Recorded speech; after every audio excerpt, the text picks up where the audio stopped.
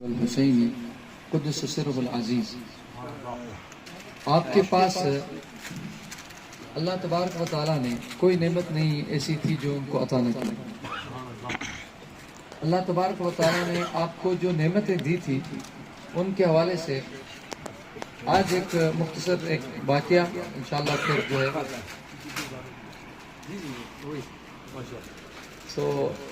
یوں ہوا کہ شام کے اندر وقت کے بہت بڑے ایک ولی تھے، انہوں نے شہر دمشق سے جو ہے وہ نکلے اور شام کے پہاڑوں پہ جا کے وہاں جو ہے وہ چلا کیا اور خلوت اور عزلت کی۔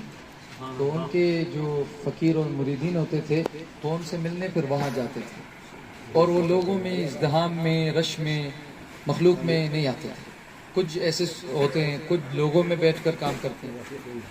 تو جس طرح سیدنا محبوب سبحانی رضی اللہ تعالیٰ عنہ نے ایک دفعہ قرآن کریم اٹھایا اور مصلی آپ کے ساتھ تھا، تو آپ جا رہے تھے، تو کسی نے پوچھا کہ بلا آپ کہاں جا رہے ہیں بالکل تیزی سے؟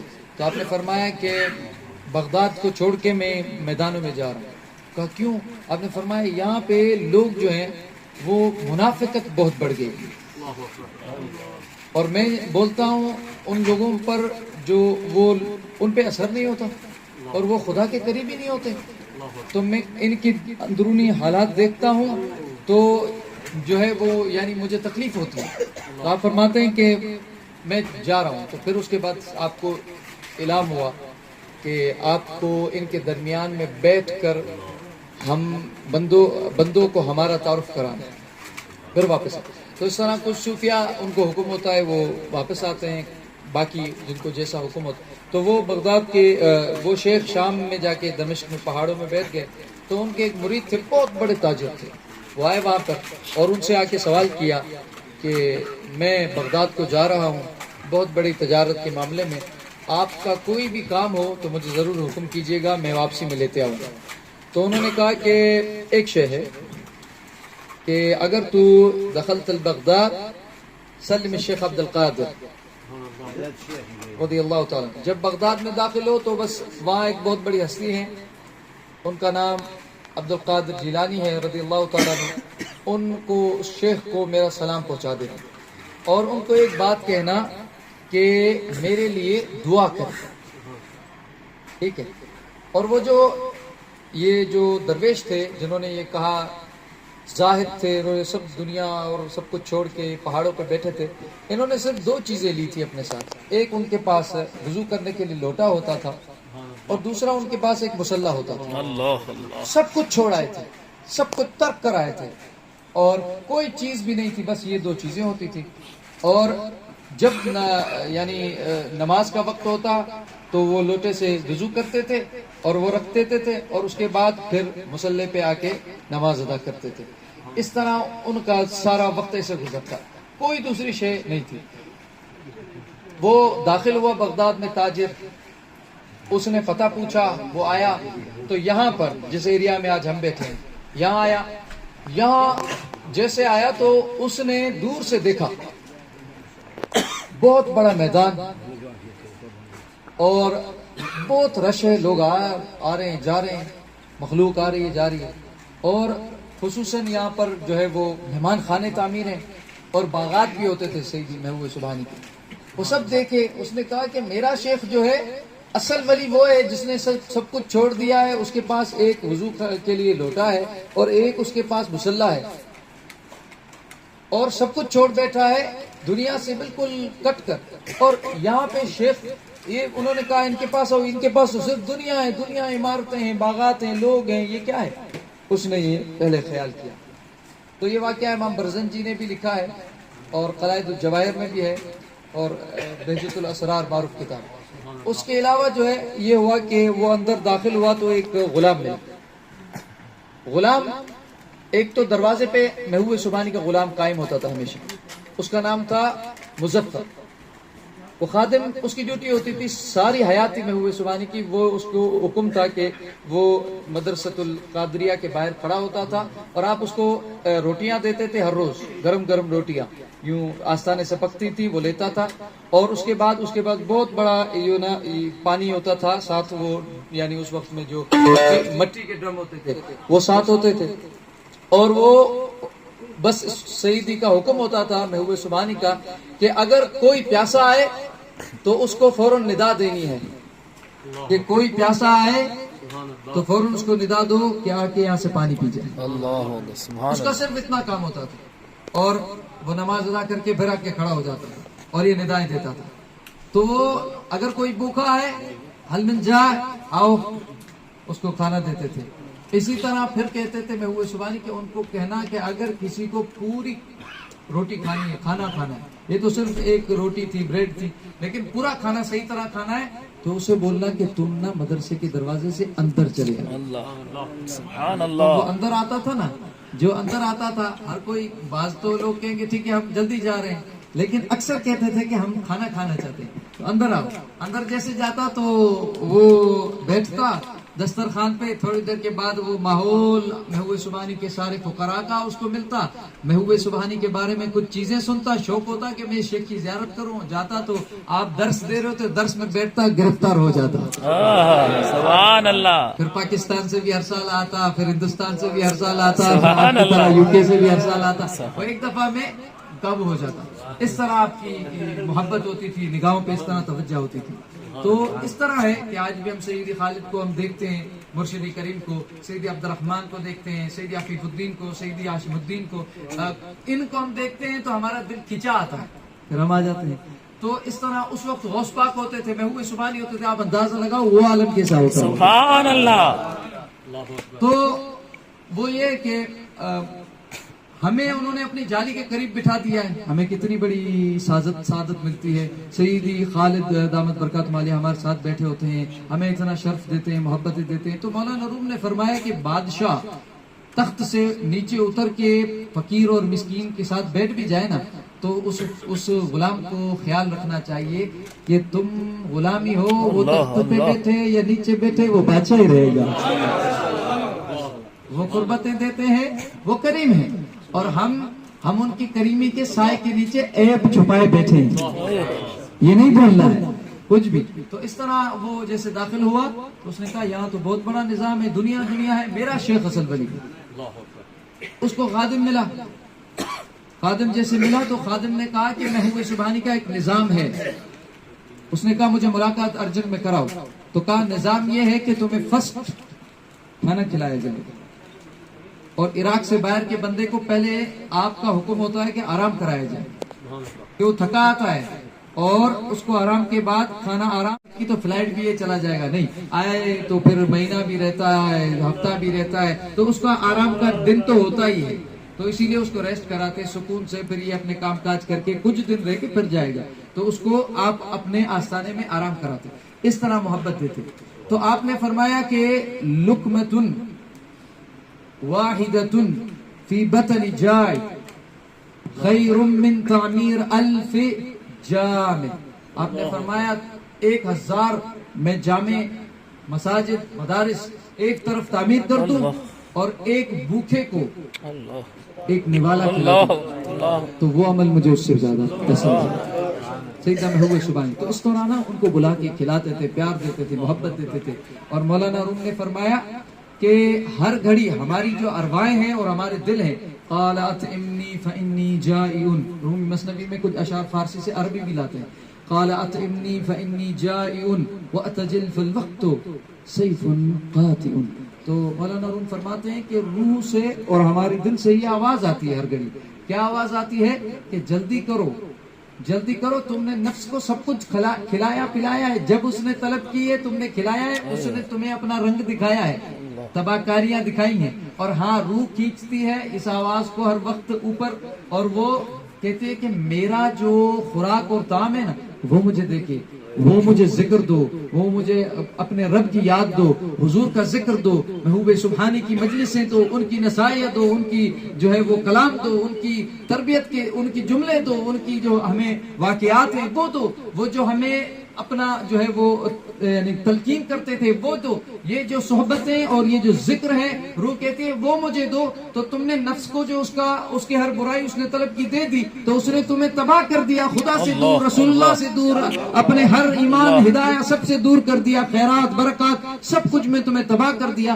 تم مجھے دے کر دیکھو تو میں تمہیں اپنے کمالات دکھاؤں، سبحان اللہ، اپنے رب سے بھی قریب کروں، مصطفیٰ سے بھی قریب کروں، تمہیں ایمان و ہدایت کی لذتیں بخش دوں۔ تو یہاں پر وہ جیسے اندر آیا، اسرا کیا، اٹھا، اس کے بعد اس کی ملاقات، وہ گیا شہر میں کچھ اپنے تجارت کے کام کر کے آیا، اور آپ نے آ کے سیدنا محبوب سبحانی شیخ عبدالقادر جیلانی قدس سر العزیز سے ملاقات کی۔ ملاقات کی تو رش تھی، سیدی خالد سے آپ آج کی رات جاؤ ملاقات کرو، اتنی رش ہے کہ آپ کو ہاتھ دیں گے بیٹھیں گے، لیکن گفتگو بہت مشکل سے ہو پائی۔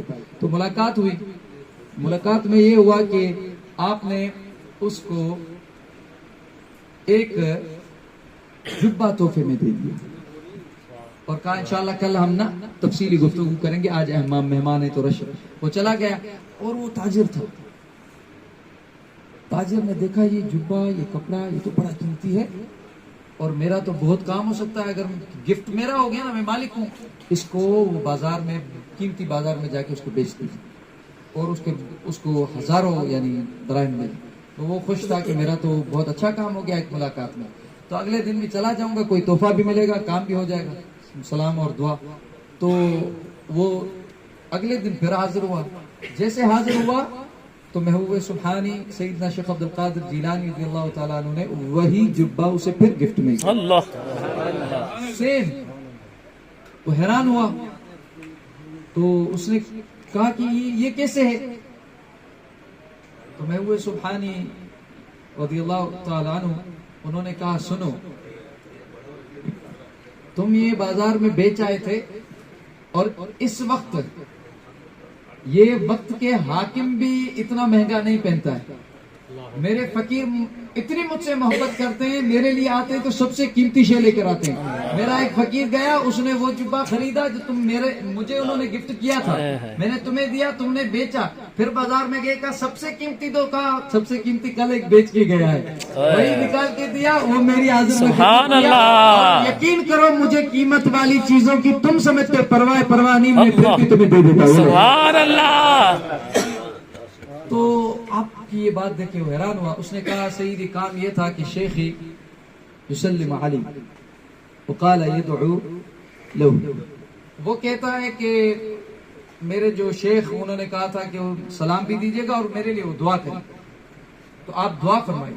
آپ نے وعلیکم السلام کہا ورحمۃ اللہ وبرکاتہ، اور اس کے بعد آپ نے فرمایا اللہم ادفع کا دعا کرتا ہوں، ہاتھ اٹھائے تو یوں میں ہوئے سبحانی نے ہاتھ اٹھائے اس ولی کے لیے اور کہا اللہم ادفع عنہ حب الدنیا، اللہم ادفع عنہ حب الدنیا، اللہم ادفع عنہ حب الدنیا، یا اللہ اس سے دنیا کی محبت کو نکال دے۔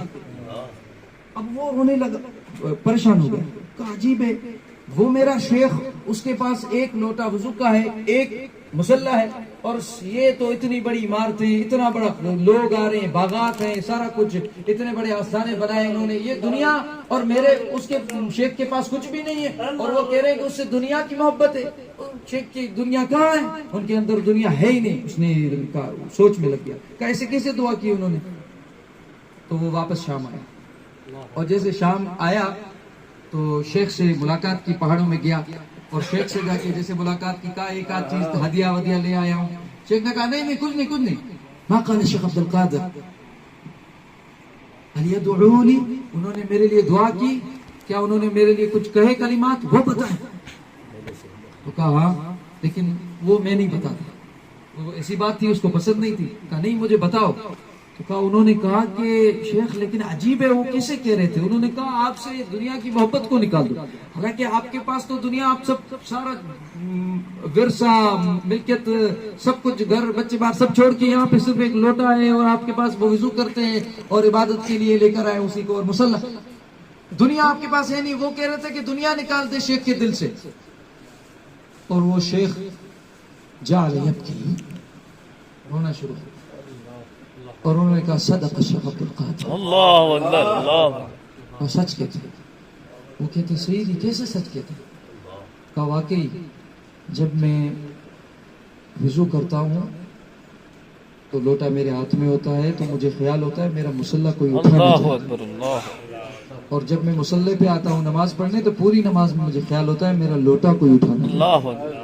تو کہا یہ آپ نے دیکھ کر کہا کہ اس کو ابھی لوٹے اور مصلی کی دنیا میں یہ بھی چیز ان کی محبت میں پھنسا ہوا ہے یہ، یا اللہ یہ چیزیں بھی اس کے دل سے نکال دے. اللہ اللہ اور اس جگہ جو یہ لوٹے کا تصور کرتا ہے کھونے کا، خدا کی یاد کو بھولنے اور کھونے کو اس کو خوف رہے اسے، اور جہاں مصلی کے کھونے کا خوف رکھتا ہے ادھر خدا یاد رہے اسے. تو محبوب سبحانی کے پاس یہ سارا نظام ہوتا تھا. میں آپ کو، ہم آپ سب سنتے ہیں کہ وہاں 70,000 لوگ سنتے تھے، بیٹھتے تھے کلام. اور جو آپ اس وقت اسپیکر وغیرہ کچھ نہ ہوتا، میں اسپیکر کے بغیر ابھی کلام کروں تو وہاں سنائی صحیح نہیں دے گا، لیکن آپ کے زمانے میں 70,000 لوگ بیٹھتے تھے اور آپ کلام کرتے تھے بغیر کسی اسپیکرز کے، بغیر کسی اس وقت نہ کیمرہ نہ کچھ. جو پہلا بندہ صف میں سنتا تھا وہ آخری صف میں بھی اسی طرح سنا تھا. اللہ. اس کی وجہ کیا ہے؟ اس کی وجہ کیا ہے؟ وجہ ایک بخاری کی حدیث ہے. آقا کریم صلی اللہ علیہ وسلم نے بخاری شریف کی حدیث سے فرمایا کہ جب محبوب بن جاتا ہے، رب کریم نے فرمایا، حدیث قدسی بخاری شریف، جب محبوب بنتا ہے تو میں اس بندے کا کنتو لسان التی ینطق بہ، زبان اس کی ہوتی ہے بولنا، اور بولنے کی طاقت، بولنے کی رینج، وسعت وہ مجھ رب کی ہوتی ہے. اللہ سبحان اللہ. محدود ہوگی پھر بے شک نہیں ہوگی. تو وہ جہاں تک چاہے اللہ اس زبان کے ذریعے وہ آواز پہنچا سکتا ہے، کیونکہ اسے اپنے رنگ میں رنگا ہے. اب محبوب سبحانی جب خطاب فرماتے تھے تو آپ کے بیٹے سیدنا عبد الرزاق رحمہ اللہ تعالی، آپ کو آپ نے باہر کچھ ملکوں میں پڑھنے کے لیے بھیجا. جب آپ واپس آئے تو اس کے بعد آپ نے اپنے بیٹے سے کہا کہ آپ پڑھ کے آئے، ماشاءاللہ بہت جگہ سے آپ پڑھے. تو اس کے بعد آپ نے علم یعنی اپنے نکات بیان کیے بیان میں، لیکن آپ نے پھر اترے تو آپ نے کہا کہ لوگوں پہ اتنا اثر نہیں ہوا، اور آپ کرتے ہیں بیان تو لوگ جو ہے روتے ہیں، ان پہ گریہ زاری کی کیفیت آتی ہے، ان کے دلوں پہ اثر ہوتا ہے. تو آپ نے فرمایا کہ سافرتا الی العالم، پورے جہان میں آپ نے سفر کیا. اپنے فرزند کو فرما رہے تھے، هل سافرت الى هنا، کہا کہ ادھر سفر کیا ہے. کمال ہے. ان کے ذریعے سے ان کو بیچ میں رکھ کے سب سے خطاب کیا. بیسکلی بات یہ. تو اب یہ ہوا کہ آپ نے فرمایا اذا صعدت على المنبر، 70,000 لوگ سنتے تھے. آپ فرماتے جب میں منبر پہ بیٹھتا ہوں محبوب سبحانی تو کلام کی ابتدا نہیں کرتا ہوں جب تک میں 2 جملے نہیں سنتا ہوں. آپ نے فرمایا پہلا سیدھی طرف مجھے کان میں آواز آتی ہے، تکلم یا عبد القادر نحن معک. سبحان اللہ. اے عبد القادر کلام کرو، ہم تمہارے ساتھ ہیں. فرماتے پھر بائیں طرف مجھے آواز آتی کان میں، تکلم یا عبد القادر نحن نسمعک. اے عبد القادر کلام کرو، کوئی سنے نہ سنے لیکن ہم آپ کا کلام سنیں. سبحان اللہ. بخاری شریف کی حدیث کا اگلا جملہ کیا تھا، اگلا حصہ کیا تھا؟ کنت سمع الذی یسمع بہ. اور پھر اس محبوب بندے کے کان اس کا ہوتا ہے لیکن سننا، اس کی وسعت، اس کی قدرت، اس کا جو احاطہ ہے وہ مجھ رب کا ہوتا ہے. تو محبوب سبحانی منبر بغداد پہ بیٹھتے تھے اور آتی تھی سماوات سے جو آواز وہ ادھر بیٹھ کر محبوبیت کی مقام کی وجہ سے سن لیتے تھے. اسی طرح محبوب سبحانی کی مجلس میں جب 70,000 لوگ بیٹھتے تھے تو میں آپ سے ایک سوال کرتا ہوں، آپ ادھر آئے ہیں، 100 لوگ 200 لوگ اس کمرے میں موجود ہیں، تو آپ بابا جان کے ہم ساتھ بیٹھے ہیں اس وقت، ہم سیدی خالد مرشدی کریم زیدہ شرف ان کے پاس آئے ہوئے ہیں.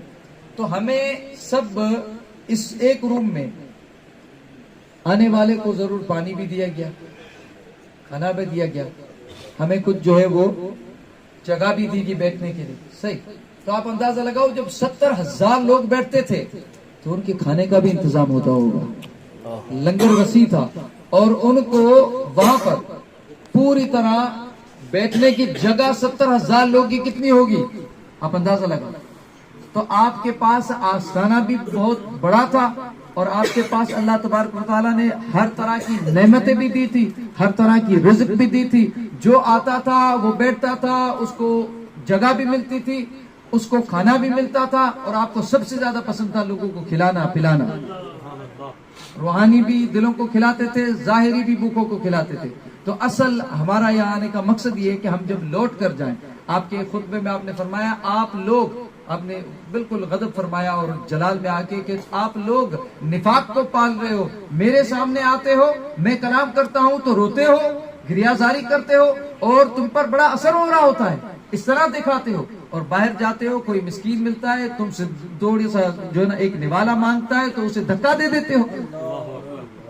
تو ہمارا مقصد یہاں سے ہم جب وہاں جائیں, اپنے گھروں کو جائیں, تو اس اخلاق کو, اس نرمی کو اور اس محبت کو یہاں سے لے کر انشاءاللہ. وما علینا